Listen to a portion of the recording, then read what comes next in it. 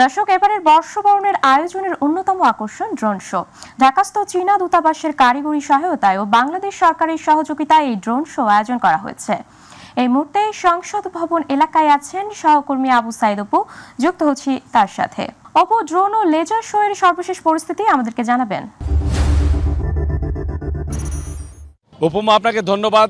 MyTV সহ এবং সকল দর্শকদেরকে বাংলা নববর্ষের শুভেচ্ছা জানিয়ে আসলে দর্শকদেরকে জানাতে চাই, আসলে চীনা রাষ্ট্রদূতের প্রথম এই উদ্যোগের যে আজকে বহিঃপ্রকাশ এবং একসাথে আসলে বাংলা বর্ষকে নতুন করে বরণ করে নেওয়া এবং 24-এর গণ অভ্যুত্থানের পরে যে বাংলাদেশের যে প্রতিচ্ছবি, এই সব কিছু মিলিয়ে আজকে কিন্তু মানিক মিয়া এভিনিউতে একটি মানুষের একটি জনাকীর্ণ পরিস্থিতির সৃষ্টি হয়েছিল। এবং এখানে যেসব মানুষ আসছেন, যে আজকে ড্রোন ক্যামেরা দিয়ে যে লেজারের মাধ্যমে যে প্রতিচ্ছবিগুলো তারা ফুটিয়ে তোলার চেষ্টা করেছেন, সেটি হচ্ছে যে 71 থেকে 24 পর্যন্ত যে ঘটনাগুলো প্রতিফলিত হয়েছিল বাংলাদেশের প্রেক্ষাপটের ক্ষেত্রে এবং স্বাধীন রাষ্ট্রভূমতের ক্ষেত্রে, এবং যে রাষ্ট্রভূমকে ঠিক রাখতে গিয়ে কী ধরনের প্রেক্ষাপটগুলো পার করে আসতে হয়েছে, সেগুলো যেমন আসলে সেগুলো আপনার লেজারের মাধ্যমে সেই খোলা আকাশে কিন্তু সেগুলো তুলে ধরা হয়েছিল।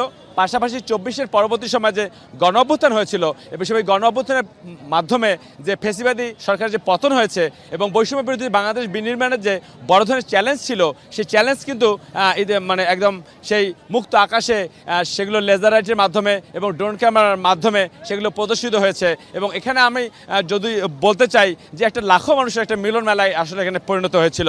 আরেকটি বিষয় আপনাকে জানিয়ে রাখি, এখানে যে প্রতিচ্ছবিগুলো ফুটে উঠেছে, এর মধ্যে যে রংপুরে যে শহীদ আবু সাইদের বিশেষ যে প্রতিচ্ছবি এবং বাংলাদেশ এবং ভারতের যে ফ্রেন্ডশিপ যে সম্পর্ক, এবং এই সম্পর্ক যেন ভবিষ্যতে যেন অব্যাহত থাকে, সেই বিষয়টি যেমন ফুটে উঠেছে।